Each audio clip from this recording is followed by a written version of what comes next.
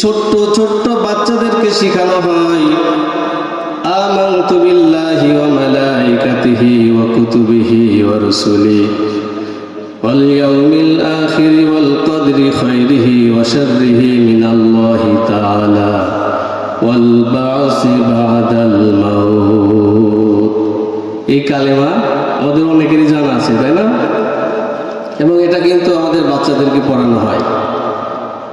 এই কালেমার ভিতরে সর্বপ্রথম আল্লাহ রাব্বুল আলামিনের উপরে ঈমান আনতে বলা হয়েছে। আমানতু বিল্লাহি, আমি ঈমান আনলাম আল্লাহ তাআলার উপরে। শুধুমাত্র এই কথাই বা এতটুকুই সীমাবদ্ধ নয়, আল্লাহ তাআলার উপরে ঈমান আনতে হবে। আল্লাহ তাআলার যতগুলো সিফাত আছে সমস্ত সিফাতকে বিশ্বাস করে আল্লাহর উপরে ঈমান আনতে হবে। প্রিয় ভাইয়েরা আমার, পৃথিবীতে মানুষ যত ভালো কাজ করুক না কেন, যদি আল্লাহর উপরে বিশ্বাস না থাকে, ঈমান না থাকে, তাহলে তার ভালো কাজের কোনো পরিণতি, ভালো কাজের কোনো প্রতিদান কিয়ামতের ময়দানে দেওয়া হবে না।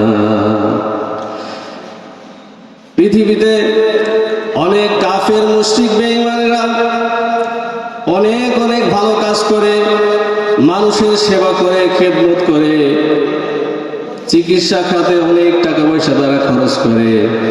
শুধুমাত্র ঈমান না থাকার কারণে কিয়ামতের ময়দানে এর কোনো প্রতিদান তারা পাবে না।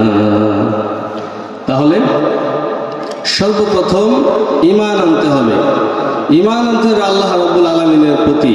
যখন আমি আল্লাহ তাআলার প্রতি ঈমান আনলাম, তখন আমি ইসলামের মধ্যে পরিপূর্ণভাবে দাখিল হতে যাচ্ছি। এখন আল্লাহ রাব্বুল আলামিনের উপরে ঈমান আনার পরে এই পর্যন্তই সীমাবদ্ধ নয়। আল্লাহ তাআলা বলেছেন যে আরো কিছু বিষয়কে অবশ্যই বিশ্বাস করতে হবে। সেগুলো কি? যেমন এর পরের ধাপে আল্লাহ রাব্বুল আলামিন বলেছেন ওয়া মালাইকাতিহি, এবং আমার ফেরেশতাদের উপর ঈমান আনতে হবে। ফেরেশতারা কারা? আমরা ফেরেশতাকে চিনি নাকি? ফেরেশতাকে আমরা দেখেছি? ফেরেশতাদের দেখি নাই, তারপরেও তার উপরে ঈমান আনতে হবে, এটা অবশ্যই জরুরি। আল্লাহ রাব্বুল আলামিনকে যেরকম না দেখে বিশ্বাস করেছি, আল্লাহ তাআলার উপরে ঈমান এনেছি, ঠিক সেই রকম ভাবে ফেরেশতাদেরকেও বিশ্বাস করতে হবে, ফেরেশতাদের উপরে ঈমান আনতে হবে।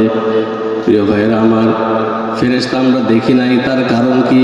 কেন ফেরেশতাদেরকে আমরা দেখতে পারি না? ফেরেশতাদের সংখ্যাই বা কত?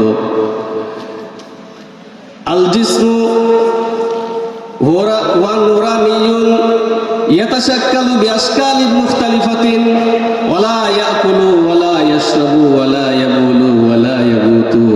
ফেরেশতারা হচ্ছে নূরের তৈরি। আল্লাহ রাব্বুল আলামিন তাদেরকে নূর দ্বারা সৃষ্টি করেছেন, এই জন্য আমরা দেখতে পাই না। এরপরে তারা আমাদের মতো খায় না, পান করে না, তাদের কোনো পেশাব পায়খানার কোনো প্রয়োজন হয় না। আল্লাহ রাব্বুল আলামিন অসংখ্য ফেরেশতা সৃষ্টি করেছেন, তার সংখ্যা একমাত্র আল্লাহ রাব্বুল আলামিন জানেন, তিনি ছাড়া কেউ জানে না। ফেরেশতাদের সংখ্যা সম্পর্কে কেউ জানে? ফেরেশতাদের সংখ্যা আমরা জানি না। পৃথিবীতে আল্লাহ রাব্বুল আলামিন বহু কাজের জন্য বহু ফেরেশতা সৃষ্টি করেছেন, বহু ফেরেশতাকে বিভিন্ন কাজের দায়িত্ব দিয়ে পৃথিবীটাকে পরিচালনা করছেন। আমার প্রিয় ভাইয়েরা, আমরা এটা জানি যে আমাদের দুই পাশে দুই কাঁধে দুইজন ফেরেশতা থাকে, জানি না? নাম বললে তো বলতে পারবেন, তাই না? কি নাম? কিরামান কাতিবিন নাকি? হ্যাঁ। এখন আমরা দেখতে পাই না কেন? তাদেরকে নূর দ্বারা সৃষ্টি করা হয়েছে, আর নূর দ্বারা সৃষ্টি করা হয়েছে বলে আমরা দেখতে পাই না। তো এখন এই ফেরেশতাদের সংখ্যা কত? ফেরেশতাদের সংখ্যা আমাদের জানা নাই, তবে শুধুমাত্র একটু ধারণা দিতে পারি। আপনি যদি ভালো করে লক্ষ্য করেন তাহলে অঙ্কটা একটু মিলায় নেন। বাইতুল মামুর নামে একটা মসজিদ আছে, কোথায় জানেন নাকি? হ্যাঁ, সপ্তম আসমান। সপ্তম আসমানে বাইতুল মামুর নামে যে মসজিদ, সেই মসজিদে প্রতিনিয়ত প্রতিদিন 70,000 ফেরেশতা তওয়াফ করে বা ইবাদত করে। মসজিদে ইবাদত করার পরে যেই ফেরেশতা একবার বের হবে, কিয়ামত পর্যন্ত ওই মসজিদে প্রবেশ করার আর দ্বিতীয়বার সুযোগ হবে না। এবার আপনি গুণ করে মিলায় নেন, এই পৃথিবীর বয়স কত বছর হতে পারে, আর প্রতিদিন এরকম 70,000 ফেরেশতা সেখানে তওয়াফ করতেছে, বের হচ্ছে, দ্বিতীয়বার আর সুযোগ পাবে না কিয়ামত পর্যন্ত। এবার তাহলে বোঝেন যে ফেরেশতাদের সংখ্যা কত হতে পারে। এখন আমরা জানি ফেরেশতাদের মধ্যে সর্বশ্রেষ্ঠ 4 জন ফেরেশতা, তার ভিতরে আবার সর্বশ্রেষ্ঠ বা যিনি সর্দার তার নাম হচ্ছে কি? জিবরাইল আলাইহিস সালাম। আজরাইল না, আজরাইলের কথা পরে বলছি। জিবরাইল আলাইহিস সালাম, ওনার কাজটা কি ছিল? জিবরাইল আলাইহিস সালাম উনি আল্লাহ রাব্বুল আলামিনের পক্ষ থেকে ওহী নিয়ে আসতেন নবীদের কাছে, নবী রাসূলদের কাছে কোরআন নিয়ে আসতেন, ওহী নিয়ে আসতেন। ওহীর যেই বার্তা আল্লাহ রাব্বুল আলামিন এই কাজ নিয়েছেন জিবরাইল আলাইহিস সালামের মাধ্যমে, এবং বিভিন্ন সময় নবীদেরকে সাহায্য করার জন্য তিনি এসেছেন, যেমন বদর যুদ্ধে এসেছিলেন, তাই না? জিবরাইল আলাইহিস সালাম, এরপর হচ্ছে মিকাইল আলাইহিস সালাম। মিকাইল আলাইহিস সালামের কাজটা কি? উনি পৃথিবীর সমস্ত মানুষ সহ যত প্রাণী জগৎ আছে সকলের রিজিকের ব্যবস্থাপনার কাজে তিনি নিয়োজিত আছেন। আমার ভাইরা ভালো করে লক্ষ্য করেন, পৃথিবীতে যত খাবার উৎপাদন হয় সব কিছু কিন্তু মাটি থেকে। আপনি যাই খান না কেন, যদি মনে করেন দোকানে ঝুলে থাকা চিপস, সেটাও কিন্তু কোনো না কোনোভাবে আপনার মাটির ছোঁয়া লাগতেই হচ্ছে। আর এই মাটি হচ্ছে পানি না পাওয়ার কারণে মাটিটা মরে যায়। কথা ভালো করে বুঝেন, পানি না পাইলে মাটি একদম শুকিয়ে যায় না? ওই শুকনো মাটি ধুলা, ওর উপরে যদি কোনো বীজ লাগানো হয় তাহলে হয়? তাহলে হবে না, বাঁচবে না, পানির প্রয়োজন। এই জন্য আল্লাহ রাব্বুল আলামিন বলেন, আল্লাহুল্লাযী আরসালার রিয়াহা ফাতুসিরু সাহাবান ফাসুকনাহু ইলা বালাদিন মাইয়িতিন ফাআহইয়াইনা বিহিল আরদা বা'দা মাউতিহা কাযালিকান নুশুর। আমি আল্লাহ রাব্বুল আলামিন কেমন স্রষ্টা, কেমন আল্লাহ তোমার ভালো করে লক্ষ্য করো। আমি আল্লাহ তাআলা সাগরের লবণাক্ত পানিকে উত্থিত করে মেঘমালায় পরিণত করি, এরপরে বাতাসটাকে হুকুম দিই, এরে বাতাস এই মেঘটারে টেনে নিয়ে যাও অমুক জায়গায়। আল্লাহর হুকুম পেয়ে এবার বাতাস সেই জায়গায় মেঘটাকে নিয়ে যায়। এরপরে আল্লাহ রাব্বুল আলামিন হুকুম করে, এই মেঘ এবার বিন্দু বিন্দু হয়ে বৃষ্টির আকার রূপ ধারণ করে অমুক জমিনে অমুক এলাকায় বর্ষিত হয়ে যা। আল্লাহর হুকুম পেয়ে এবার এই মেঘটা পানির আকৃতি ধারণ করে বৃষ্টি হয়ে ওই জমিনের উপরে পতিত হয়ে যায়। আল্লাহ রাব্বুল আলামিন এরপরে বলেন, নববধূ যেভাবে বিয়ের পরে গর্ভধারণের জন্য প্রস্তুতি নেয়, আল্লাহর দেওয়া বৃষ্টির পানি পেয়ে মরা জমিনটা ঠিক ফসল ধারণের জন্য এরকম প্রস্তুতি নিয়ে নেয়। এইভাবে আল্লাহ রাব্বুল আলামিন মরা জমিনকে জীবিত করেন এবং সেখান থেকে ফসল আদি উৎপাদন হয়। এবং এই কাজে আল্লাহ তাআলা নিয়োজিত করেছেন কাকে? হযরত, কথা বলতে হবে, মিকাইল আলাইহিস সালামকে, তাই না? মিকাইল আলাইহিস সালামের সাথে কত হাজার কত লক্ষ ফেরেশতা আছে আল্লাহ তাআলাই জানেন। এইভাবে করে বিভিন্ন ফেরেশতাকে আল্লাহ তাআলা বিভিন্ন কাজে নিয়োজিত করেছেন। এরপরে 3 নম্বর সিরিয়ালে আমরা বলবো হযরত ইসরাফিল আলাইহিস সালাম, তাই না? হযরত ইসরাফিল আলাইহিস সালাম, ওনার দায়িত্বটা কি? আল্লাহ রাব্বুল আলামিন ইসরাফিল আলাইহিস সালামকে সৃষ্টি করার পরে আল্লাহ তাআলা তাকে দায়িত্ব দিয়ে দিলেন কিয়ামতের আগে সিংহায় ফু দিতে হবে, তাই না? উনি সেই দায়িত্ব পাওয়ার পর থেকে এ পর্যন্ত উনি সিংহার মুখে মুখ লাগাই দাঁড়ায় আছে, কখন না জানি আল্লাহ তাআলার আদেশ আসে আর সঙ্গে সঙ্গে আমার সেই দায়িত্ব পালন করতে হবে। ইসরাফিল আলাইহিস সালাম কিয়ামতের আগে সিংহায় ফুঁক দেবেন এবং ফুঁক যখন দেবেন তখন অবস্থাটা কেমন হবে আর সেদিনের অবস্থায় বা কেমন হবে। শুরুটা বলি, মানুষ যারা কৃষক আছে তারা তাদের লাঙ্গল জল নিয়ে মাঠে চলে যাবে, কেউ বা রাখাল যারা আছে গরু ছাগল নিয়ে মাঠে যাবে, যারা চাকরিজীবী আছে তারা অফিসে যাবে, যারা ব্যবসায়ী আছে তারা চাবি ছড়া হাতে নিয়ে দোকানে যাবে, ব্যবসা প্রতিষ্ঠানে যাবে, তালা খুলবে। এই পৃথিবীটা যেভাবে চলছে ঠিক স্বাভাবিক নিয়মে সেইভাবেই চলতে থাকবে।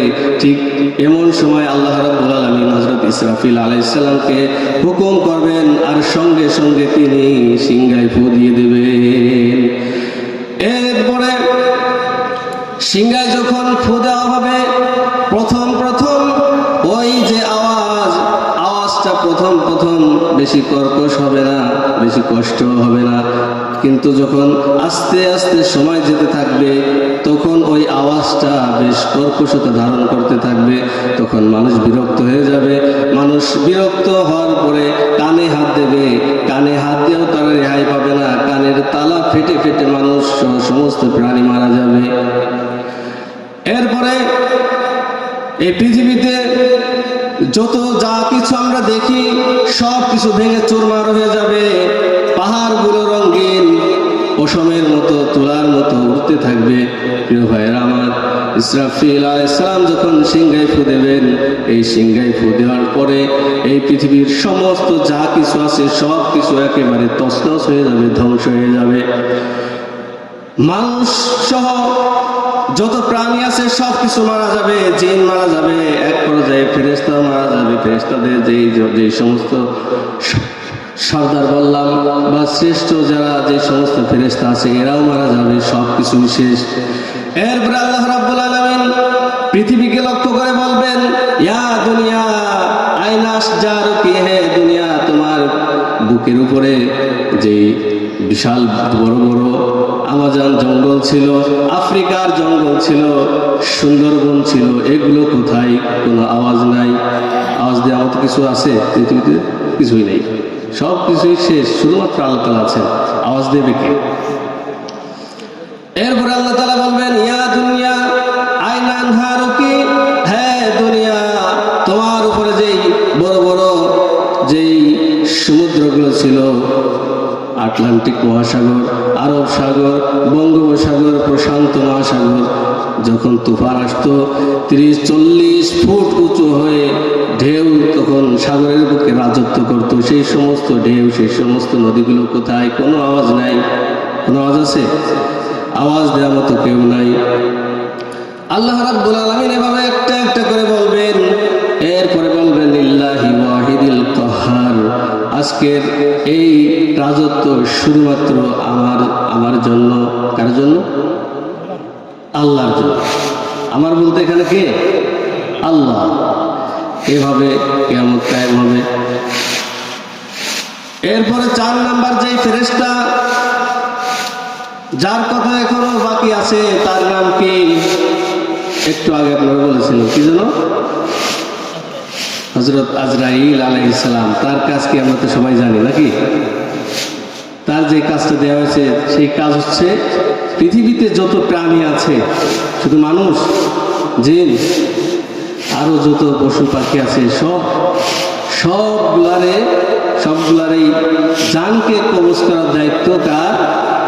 হযরত আজরাইল আলাইহিস সালাম। এখন আসেন, হয়তো আপনি মনে করতে পারেন যে একই সময় বিভিন্ন জায়গায় বিভিন্ন ধরনের দুর্ঘটনা হচ্ছে, হ্যাঁ, আজরাইল এত স্পিডে যায় কিভাবে? আজরাইল আলাইহিস সালাম শুধুমাত্র একাই নয়, ওনার সঙ্গে আরো অনেক ফেরেশতা আছে। তো যাই হোক, আজরাইল আলাইহিস সালামের যে দায়িত্ব সেটা হচ্ছে মানুষের রূহ কবজ করা। এই ব্যাপারে যদি আমি বলতে যাই তাহলে বলতে হবে পৃথিবীতে মানুষ 2 শ্রেণীর হয়ে থাকে, ভালো মানুষ আর খারাপ মানুষ, তাই না? ভালো মানুষের জানো আজরাইল আলাইহিস সালাম কবজ করে থাকেন, আবার খারাপ মানুষের জানো কিন্তু আজরাইল আলাইহিস সালাম কবজ করে থাকেন, কিন্তু একটু পার্থক্য আছে। আপনি ভালো করে লক্ষ্য করেন, যখন কোনো ভালো মানুষের রূহ কবজ করা হবে, আজরাইল আলাইহিস সালাম তার অবস্থাটা কেমন হয়? তার আকৃতিটা অনেক সুন্দর হয় এবং অনেক সুন্দর পোশাক পরে তিনি আসেন। তিনি এই রূহটাকে আল্লাহ তাআলার দরবারে নিয়ে যাবেন, যাতে করে সেই প্লেটটা হয় স্বর্ণের এবং তার উপরে জান্নাতি রেশমি কাপড় ছড়ানো থাকে। এরপরে এই জান্নাতি কাপড়ের সঙ্গে জান্নাতি খুশবু লাগানো থাকে এবং তার সাথে থাকে বিশাল বাহিনী। তিনি যখন এভাবে করে আকাশ থেকে নেমে আসছেন এই জানকে কবজ করার জন্য, তখন আসমানের বিভিন্ন ফেরেশতারা জিজ্ঞাসা করতে থাকে, কার জান কবজ করতে যাচ্ছ? তারা ঘোষণা করে, অমন এলাকার অমুকের ছেলে অমুকের জান কবজ করতে যাচ্ছে। তখন তারা কথা শুনে বড় খুশি হয় আর তার জন্য দোয়া করে, আর তারা বলতে থাকে, কতই না সৌভাগ্যবান ওই ব্যক্তি যার জান এখন কবজ করা হবে, কতই না সৌভাগ্যবান। কারণ তারা তো বুঝতে পারতেছে যে এর অবস্থাটা কি। এরপরে আজরাইল আলাইহিস সালাম তার দলবল নিয়ে যখন ওই লোকটার কাছে চলে আসে, আসার পরে লোকটা আজরাইল আলাইহিস সালামকে দেখে চিনতে পারে এবং বুঝতেও পারে যে আমার রূহকে এখন কবজ করা হবে। কিন্তু সে যখন বুঝতে পারে যে আজরাইল আলাইহিস সালামের যে সূরত, যে আকৃতি এবং যে বাহিনী আর যে সুন্দর লেবাস পোশাক নিয়ে আসছে, সে বুঝতে পারে যে তার অবস্থানটা এখন কি হতে যাচ্ছে। সে খুশি হয়, যদিও মৃত্যু যন্ত্রণা আছে। এবং দেখবেন একজন ভালো পাক্কা নামাজি কিন্তু মরার সময় ওই যে একটু টান ওঠে না, অনেক কষ্ট হচ্ছে। কষ্ট এটা সাময়িক হবে, কিন্তু সে বুঝতে পারে এবং সে ওই সময় খুশি হয় যে আমার রূহটা এখন কোথায় যেতে যাচ্ছে, মানে সে তো জান্নাতে যাবে, দুনিয়াতেই বুঝতে পারতেছে। আজরাইল আলাইহিস সালাম তার রূহকে কবজ করে নিয়ে চলে যান। খুব সংক্ষেপে বলতেছি, শুরুতে একটা কালেমা পাঠ করেছি। 7টি বিষয়ের উপরে আমাদের ঈমান আনতে হবে। কি কি বিষয় সেইগুলো সংক্ষেপে বলছি। আজরাইল আলাইহিস সালাম এবার যদি কোনো খারাপ মানুষের জান কবজ করতে আসেন, তখন তার অবস্থাটা হয় ঠিক এর বিপরীত। তার যে সূরত, যে আকৃতি ধারণ করেন খুবই কুৎসিত বা খুবই ভয়ঙ্কর, আর তার পরন থাকে কালো পোশাক, আর তার সাথে যারা আসে তাদের অবস্থাটাও ঠিক তেমনই হয়। এবং সে জাহান্নামের প্লেট নিয়ে আসে, আর সেখানে দুর্গন্ধ জড়িয়ে থাকে। এবং তারা যখন আসতে থাকে, আসমানের ফেরেশতারা ঠিক আগের মতোই জিজ্ঞাসা করে, কার জান কবজ করতে যাচ্ছ? ঠিক আগের মতোই কথা। আগে বলছে ভালো কথা, আর এখন বলবে খারাপ কথা। তো এভাবে করে আজরাইল আলাইহিস সালামের কাজের কথা বললাম। এছাড়াও আমাদের এই যে দুই কাঁধের উপরে 2জন ফেরেশতা আছে না নাই? একটু আগে নাম বলেছি, নাম মনে আছে নাকি? বলেন তো দেখি। কিরামান কাতিবিন, তাই না? তাদের কাজ কি? তাদের কাজ হলো আমাদের সমস্ত ভালো এবং খারাপ কর্মগুলো তারা লিপিবদ্ধ করে রাখেন। আরো 2জন ফেরেশতার নাম বলি, মুনকার এবং নাকির। মুনকার এবং নাকির তারা কোথায় আসেন জানেন? হ্যাঁ, তারা আসেন কবরে প্রশ্ন করতে আসে না? হ্যাঁ, একটু মনে পড়তেছে, মুনকার নাকির। এছাড়া আরো বিভিন্ন ফেরেশতা আছে। তো ফেরেশতাদের কথা বললাম যে এই ফেরেশতাদের উপরেও ঈমান আনতে হবে। ওয়ামালাইকাতিহি ওয়া কুতুবিহি, এরপরে হচ্ছে আল্লাহ তাআলার কিতাব সমূহের উপর ঈমান আনতে হবে। পৃথিবীর শুরু থেকে পর্যন্ত যুগে যুগে আল্লাহ রাব্বুল আলামিনের পথহারা বান্দাগুলোকে আবার সঠিক পথে আনার জন্য যেরকম বিভিন্ন নবী রাসূলদেরকে পাঠিয়েছেন, তাদেরকে আবার কিতাব দিয়েছেন, একটা সংবিধান দিয়েছেন, একটা শরীয়ত দিয়েছেন। মানুষকে তারা আল্লাহর দিকে ডাকবে এবং এই শরীয়ত অনুযায়ী কাজ করবে, চলবে, আমল করবে। শুধুমাত্র কোরআন শরীফ এটাই আল্লাহ তাআলার কিতাব নয়, পৃথিবীর শুরু থেকে পর্যন্ত বহু কিতাব আল্লাহ তাআলা দিয়েছেন। এই কিতাব সময়ের মধ্যে থেকে 4টি কিতাব হচ্ছে প্রসিদ্ধ, 4টি কিতাব হচ্ছে বড়, 4টি কিতাব প্রসিদ্ধ। আমি যদি জিজ্ঞাসা করি তাওরাত, জাবুর, ইনজিল, কোরআন। তাওরাত হযরত মুসা আলাইহিস সালামের উপরে,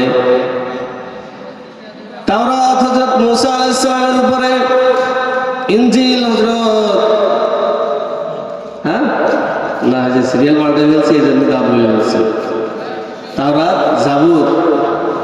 জাবুর হযরত দাউদ আলাইহিস সালামের উপরে, ইনজিল হযরত ঈসা আলাইহিস সালামের উপরে, আর কোরআন মাজিদ আমার আপনার নবী সর্বশ্রেষ্ঠ নবী মুহাম্মদুর রাসূলুল্লাহ সাল্লাল্লাহু আলাইহি ওয়াসাল্লামের উপরে।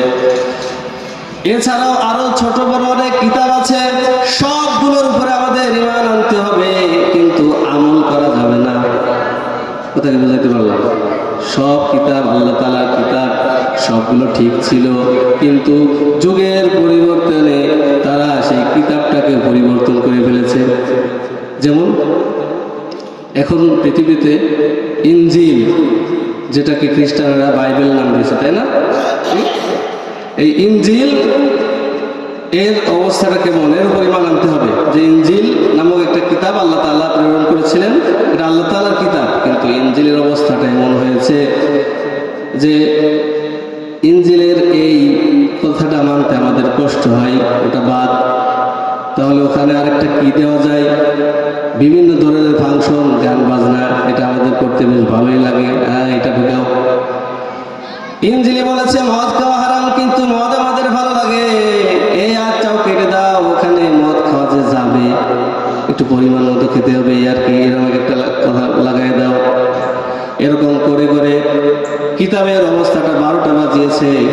কিন্তু যখন পৃথিবীর মানুষ এরকম কিতাবকে পরিবর্তন করে শেষ করে দেওয়ার পরে, যখন সমস্ত মানুষেরা বিপথে চলে গিয়েছে, তখন আল্লাহ রাব্বুল আলামিন আরেকজন নবীকে পাঠিয়েছেন, সর্বশেষ নবী। সেই নবীর নাম কি? জনাবে মুহাম্মদুর রাসূলুল্লাহ। সবাই বলেন সাল্লাল্লাহু আলাইহি ওয়াসাল্লাম। আমার ভাইরা, নবীর উপরে কোরআন অবতীর্ণ হয়েছে।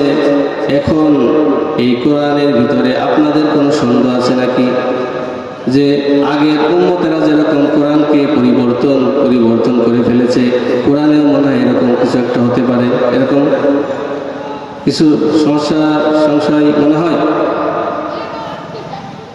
ইতিহাস থেকে যদি বলি তাহলে সংশয় হতেই পারে, কিন্তু আল্লাহ রাব্বুল আলামিন সর্বশেষ নবীকে পাঠালেন, আর নবীর ইন্তেকাল হয়ে যাবে, আর কিতাব পরিবর্তন হয়ে যাওয়ার পরে মানুষেরা আবার বিপদে চলে যাবে, কিন্তু সর্বশেষ নবী নিঃশেষ, এরপরে আর নবী পাঠানো হবে না।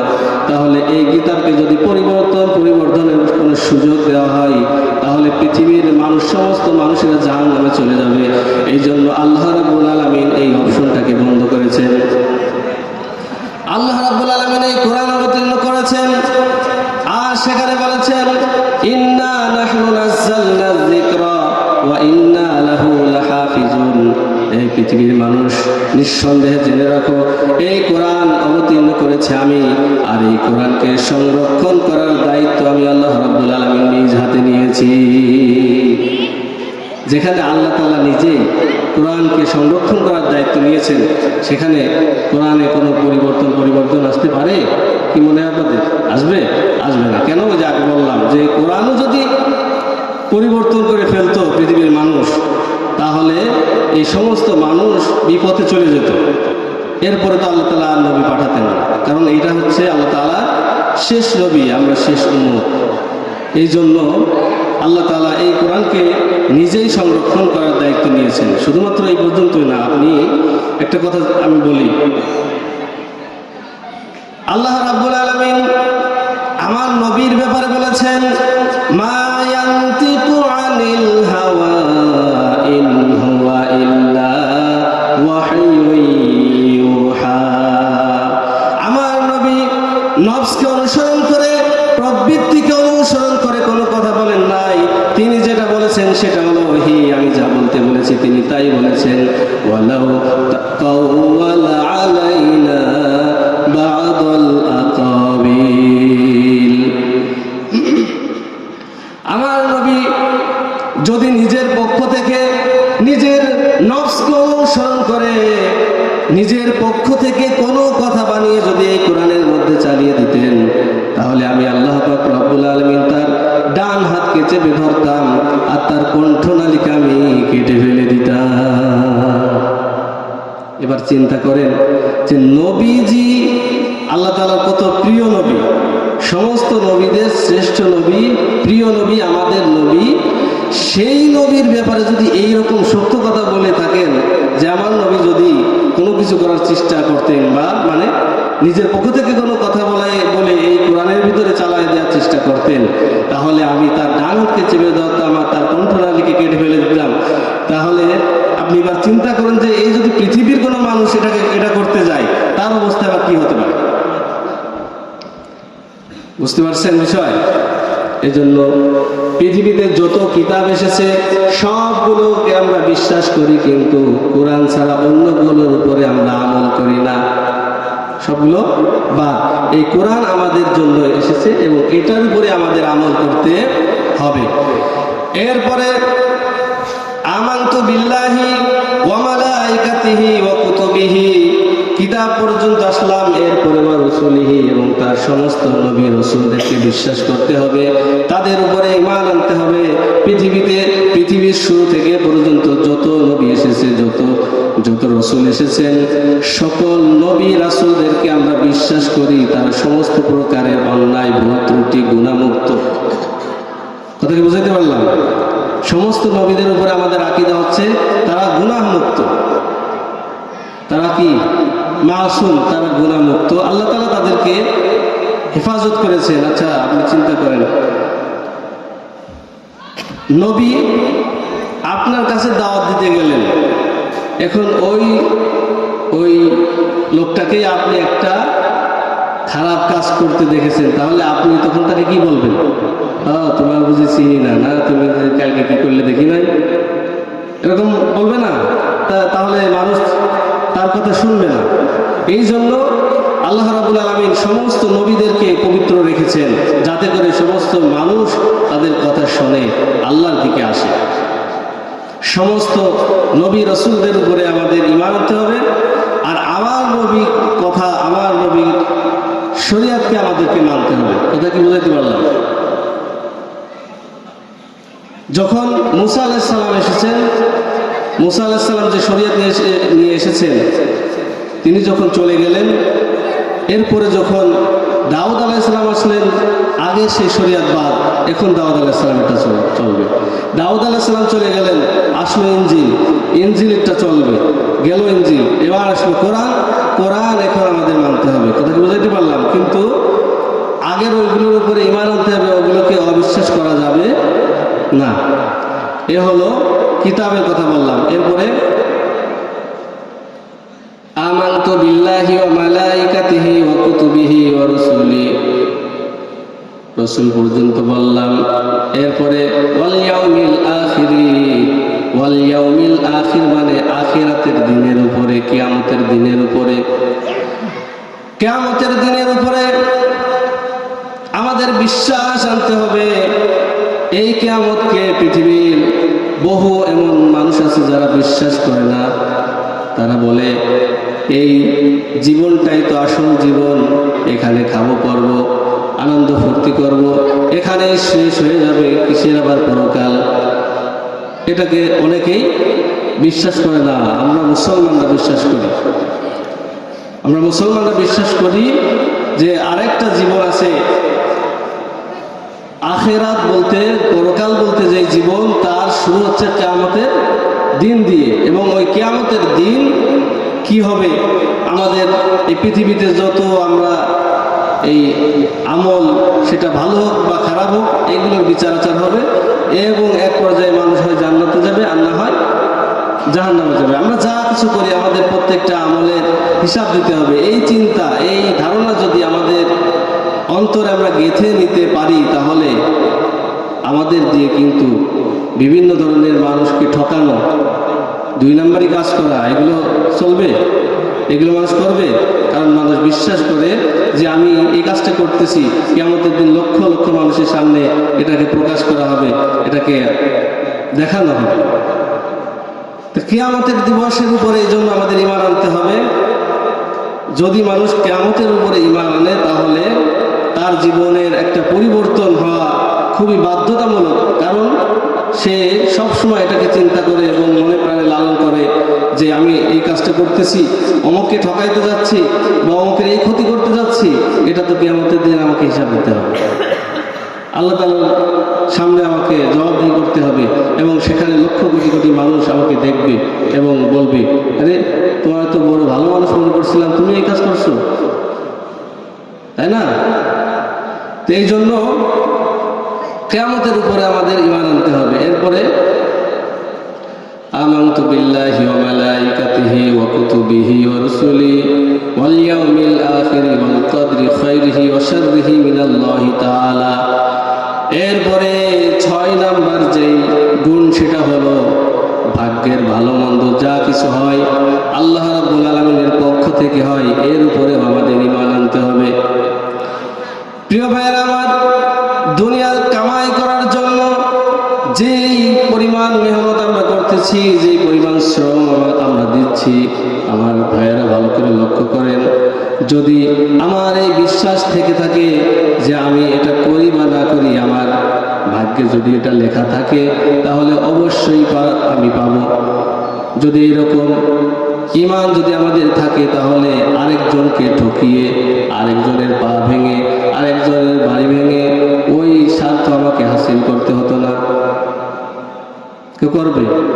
যদি তার পাক্কা ঈমান থাকে এরকম যে বুলেটের অমুক বুলেট, পিস্তলের অমুক গুলি, এই গুলি খেয়ে ঠিক অমুক মাসের অমুক দিনের অমুক সময় আমার ইন্তেকাল হবে, এরকম যদি ঈমান আমাদের থাকে তাহলে যতই আপনি তার থেকে বেঁচে থাকার চেষ্টা করেন না কেন, ওই বুলেট কিন্তু আসবে এবং ওই জায়গায় আপনাকে যেভাবে চলে যেতে হবে। একটা গল্প মনে পড়ে গেল, বলি। আজরাইল আলাইহিস সালাম একজনের জান কবজ করতে যাচ্ছেন, আল্লাহ তাআলা তার ঠিকানা ও অ্যাড্রেস দিয়ে দিয়েছে যে অমুক জায়গায়। এখন উদাহরণ দিতে যাই আমি বলি যে লোকটা আছে মনে করেন যে সৌদি আরব, সৌদি আরব আছে। এখন আজরাইল আলাইহিস সালাম সেখানে গেছে, তাকে পেয়েছে, কিন্তু আল্লাহ তাআলা বলেছেন যে একে জান কবজ করতে হবে বাংলাদেশে। এখন সে চিন্তা করতেছে বলে সর্বনাশ, আল্লাহ তাআলা বললেন লোকটাকেও খুঁজে পেয়েছি কিন্তু আমার জান কবজ করার টাইম দিয়েছে অমুক সময়, খুব বেশি সময় আর বাকি নাই, আর কোথায় মৃত্যু হবে? বাংলাদেশে। এর কিভাবে সম্ভব? এখন আজরাইল আলাইহিস সালাম ওই দূরে দাঁড়িয়ে আছে, ওদিকে সুলাইমান আলাইহিস সালামের তখ্তের উপরে ওই লোকটা বসা, সে চিন্তা করতেছে এই তো আজরাইল, তার মানে আমার জান কবজ করবে। উনি সঙ্গে সঙ্গে বললেন যে আমাকে আপন ঠিকানায় পৌঁছায় দাও, বাংলাদেশে পৌঁছায় দাও। সুলাইমান আলাইহিস সালামের যে শাহী তখ্ত ছিল সেটা বাতাসের মাধ্যমে উড়ায়ে চলে আসলো কোথায়?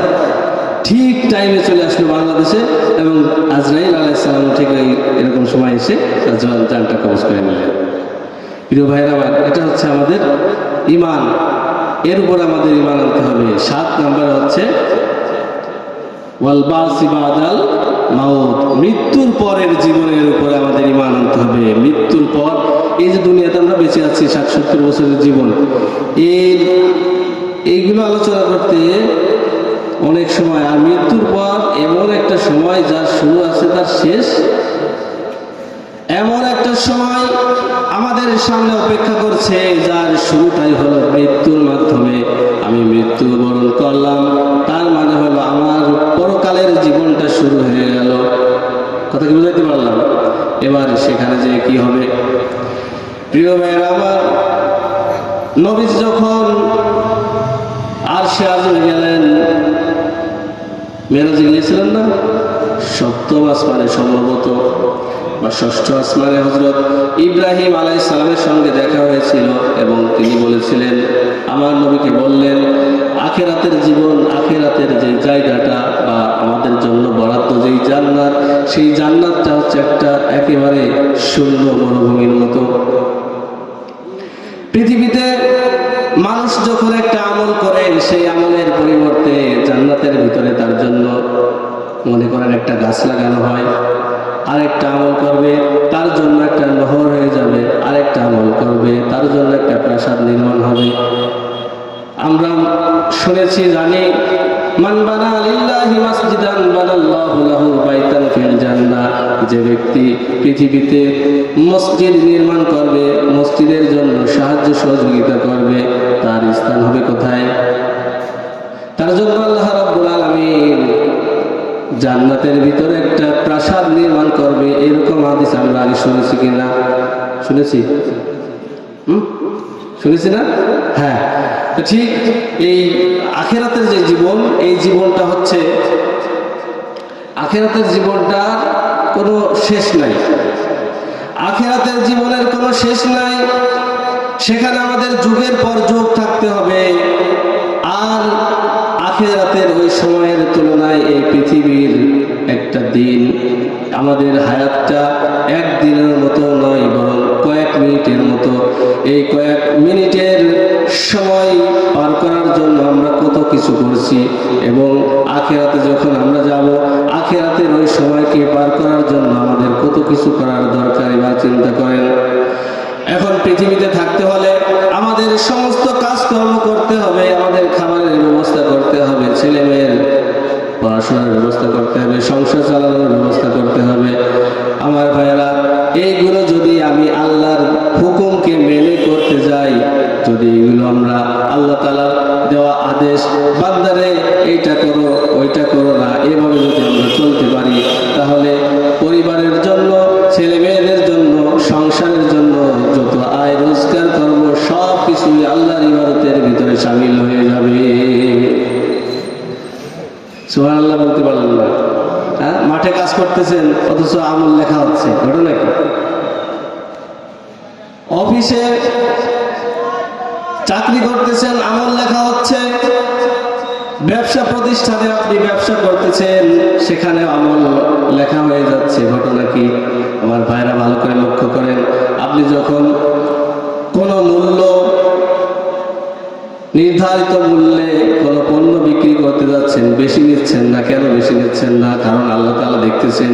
এরকম মন, এরকম ভয় আপনার ভিতরে আছে। আপনি এখন ওই নির্ধারিত মূল্যে আপনি যদি পণ্য বিক্রি করেন, তাহলে এটা আপনার জন্য সওয়াবের কারণ হবে। আর ওইটাই যদি আপনি মানুষকে ঠকিয়ে বেশি দামে বিক্রি করেন, তাহলে গুনাহ হবে। 1 কেজি মাল আপনি 1 কেজি দিচ্ছেন, সেটা আপনার জন্য সওয়াবের কারণ হবে। আর সামান্য একটু ঠকায় ফেললেন, সেটা আপনার জন্য গুনাহ হয়ে যাবে। এই চিন্তা চেতনা যদি আমার আপনার ভিতরে থাকে, তাহলে কিন্তু পাট, ধান, পেঁয়াজ, রসুন বিক্রি করতে যেয়ে 42 কেজিতে 1 মণ হওয়ার কথা নয়। হ্যাঁ, আপনাদের হাটের অবস্থা কি? কয় কেজিতে? 43।